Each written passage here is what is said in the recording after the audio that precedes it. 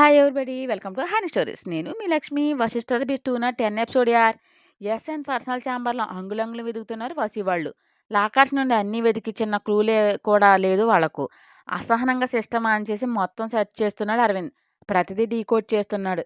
"ఏమైనా దొరికిందా అరవింద్" అన్నాడు వసి. "నో, చాలా పకడ్బందీగా ప్లాన్ చేశాడు. మొత్తం అన్నీ డిలీట్ చేశాడు. బ్యాకప్ ఆప్షన్ ఉందేమో చూడు. అది ఎలా పెట్టుకుంటాడు? తప్పు చేసి దొరకకుండా ఉండాలనే కదా డిలీట్ చేసింది" అని అన్నీ చెక్ చేస్తూ ఏదో ఫైల్ కనిపించింది. "వెయిట్, ఇదేదో మౌనిష్‌కి సంబంధించిందనుకుంటా" అని లాపి చూపించాడు అరవింద్. "ఇదంతా ప్రాపర్టీకి సంబంధించినవనుకుంటా వశిష్ట. ఇవి ఎవడికి కావాలి" అని కోపంగా అన్నాడు మౌనిష్. "లీగల్ అడ్వైజర్ పిలిచింది కూడా ఇందుకేనేమో. ఆస్తులన్నీ నీ పేరున ట్రాన్స్‌ఫర్ చేయడానికి" అంటే ఏదో థాట్ రాగానే ఎప్పుడు భయం అంటే ఎరగని వసి వెన్ను జలధరించింది.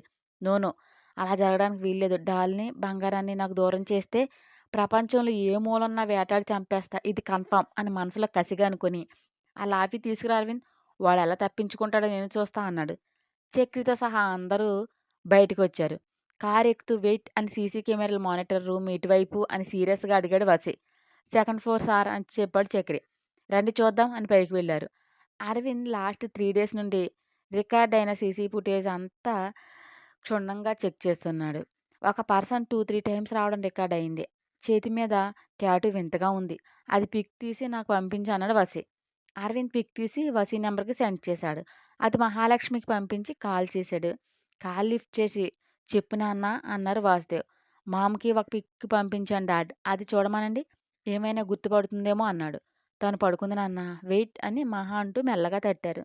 బీపీ డౌన్ అయిపోయి ఎక్కు ఎక్కువ ఏడవడం వల్ల వీక్ అయిపోయి పడిపోయింది. డాక్టర్ డ్రిప్స్ పెట్టింది. కళ్ళు తెరచి చూసింది. "ఈ పిక్ అంట చూడు, హాస్పిటల్‌కి వచ్చింది వీడేనా" అని చూపించారు వాసుగారు.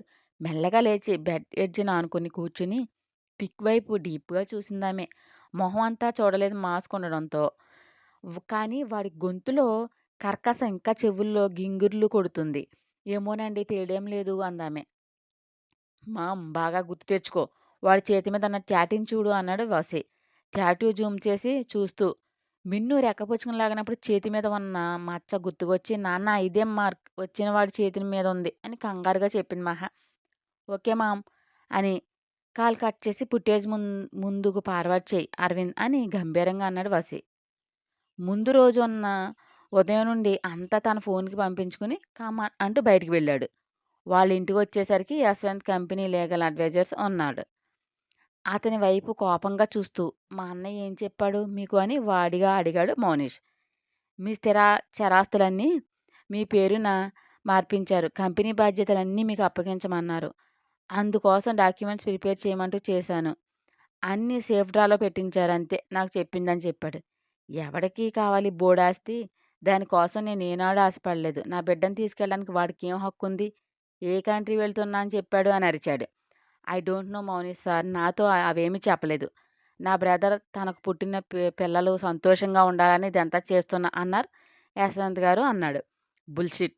అంతా పచ్చి మోసం. ఈ ఆస్తులకు నన్ను కాపలా కుక్కని చేసి మా గుండెల్లో మంట పెట్టి దొంగ ప్రేమ కురిపిస్తున్నాడా ఈడియట్" అంటూ కోపంతో రంకెలు వేసి "వశిష్ఠ, వదలకు, చంపేయ్. అలాంటి మూర్ఖుడిని ఉపేక్షిస్తే మనకు ఎప్పటికైనా బాధే" అన్నాడు మౌనిష్. "ఇంతవరకే తెలుసా నీకు" అని సూటిగా ప్రశ్నించాడు వశిష్ఠ. "అంతే సార్. నేను అడిగాను అక్కడికి. ఇలా ఎందుకు చేస్తున్నారని. తనకి ఇక్కడ ఉండాలని లేదని మరో కంట్రీ వెళ్ళిపోతున్నా అని చెప్పాడు. ఓకే, వెళ్ళండి" అన్నాడు వశిష్ఠ. "సార్, ఎనీథింగ్ సీరియస్" అని అడిగాడు అతను. "నథింగ్" అనగానే "ఏదైనా అవసరమైతే కాల్ చేయండి" అని వెళ్తూ "వసీ సార్" అని పిలిచాడు. "హా" అనగానే "నేను ఉండగా కాల్ వచ్చింది సార్. అది ఫోన్ కాల్ కాదు. Google call. ఇటాలియన్ లాంగ్వేజ్‌లో మాట్లాడారు. మాటల మధ్యలో షిప్ అని చెప్పారు. మీకు యూజ్ అవుతుందేమో మరి" అని చెప్పి వెళ్ళాడతను. సోఫాలో నిస్సహాయంగా కూలబడ్డాడు. "బావా, మీరు అధైర్యపడకండి. మీరు కొంచెం డల్ అయినా మా వల్ల కాదు చూడడం" అన్నాడు భరత్. "చాలా తెలివిగా ప్లాన్ చేశాడు భరత్" అని మొహాన్ని చేతుల్లో రుద్దుకుంటూ "వదలను.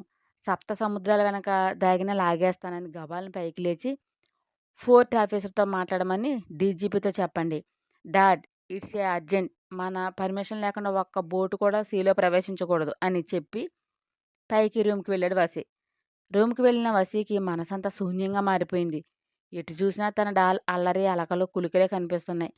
వెన్నెలంత చల్లగా నవ్వుతూ మాయ చేసే తన కూతురి ఆటలు కళ్ళ ముందు మెదిలి "డాల్, ఎలా ఉన్నావురా? వాడేమీ నిన్ను ఇబ్బంది పెట్టలేదు కదూ" అని బెడ్ వారన కూర్చుని జుట్టులోకి వేలుజొచ్చి లాక్కుంటున్నాడు. వసీ అంటూ గద్గద స్వరంతో పిలిచింది మహ. "హా నువ్వెందుకొచ్చావు? నేను వద్దును కదా" అన్నాడు. పక్కనే కూర్చుని తల నిమురుతూ, "డీలా పడకు నాన్నా. అమ్ములు క్షేమంగా ఉంటుంది. నీ మీద మాకు నమ్మకం ఉంది. నా కొడుకు కన్నయ్యలా ఆలోచించే జ్ఞానం ఉన్నవాడు. ధైర్యాన్ని కోల్పోకు. ఏదో ఒక దారి దొరుకుతుంది" అంది మహ. ఆవిడ ఒడిలో తల పెట్టుకుని పడుకుని కళ్ళు మూసుకుని, "ఏవే కనిపించడం లేదు మామ్" అని బాధతో పూడుకుపోయిన గొంతుతో అన్నాడు. ఎంత తెలివిగా చేసినా ఎక్కడో ఒక చోట రాంగ్ స్టెప్ వేస్తాడు. అది నేను చెప్పక్కర్లేదు, నీకే తెలుసు. మనసు గజిబిజి చేసుకోకుండా నెమ్మదిగా ఆలోచించు. నీకే దారి కనిపిస్తుంది అని. తిరగడానికి శక్తి కావాలి. తినకుండా ఏం చేస్తారు చెప్పు అంది మహ. నా డాల్ లేకుండా నేను ఎలా తినగలను మామ్? తినాలి నాన్న. తన కోసం యుద్ధం చేయాలని నీకెప్పుడో తెలుసు. ఆ సమయం ఇప్పుడు వచ్చింది. తప్పదు. నీ పక్క న్యాయం ఉంది. నిన్ను గెలిపిస్తుంది అంది మహ. అంతలో రాజ్యం భోజనం ప్లేట్ తీసుకొచ్చింది. ఆ ప్లేట్ అందుకుని ముద్దలు కలిపింది మహ.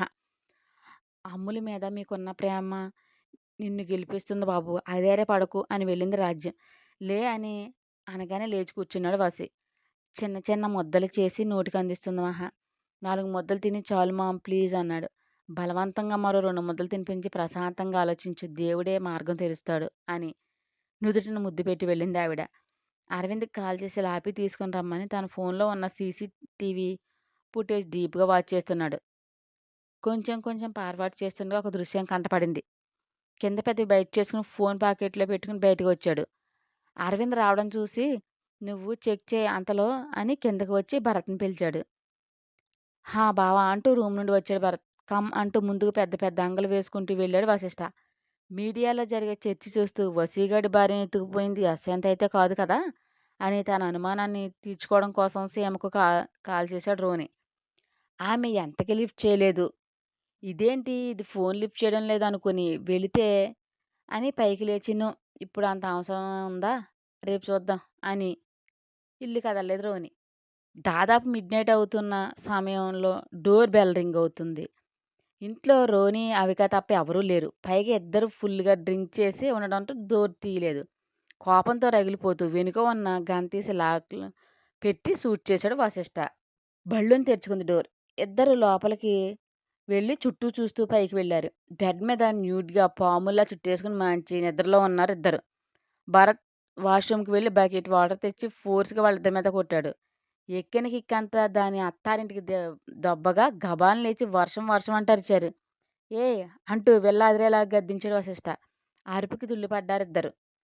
తాము ఏ పొజిషన్‌లో ఉన్నామో చూసుకోగానే బ్లాంకెట్ మీదకి లాక్కుని తల మీద నుంచి నీళ్లు కారుతుండగా వశిష్ఠ "ఇది టూ మచ్" అంటూ అరుస్తూ, "నా పర్మిషన్ లేకుండా సరాసరి నా బెడ్‌రూమ్‌కి వస్తావా" అని ఊగాడు రోని. రెక్క పుచ్చుకుని కిందకి లాగి, "ఏయ్ పోవతలకి" అని అవికని గసిరాడు. వసి రౌద్ర రూపం చూసి వణుకుతూ బ్లాంకెట్ చుట్టుకుని బయటకు పరుగు తీసిందామె. పక్కనే ఉన్న నైట్ వేర్ ప్యాంట్ తీసుకుని వేసుకున్నాడు రోని. పేషెన్స్ చచ్చి లాగిపెట్టి పీకాడు వసి. తూలి సోఫాలో పడ్డాడు రోని.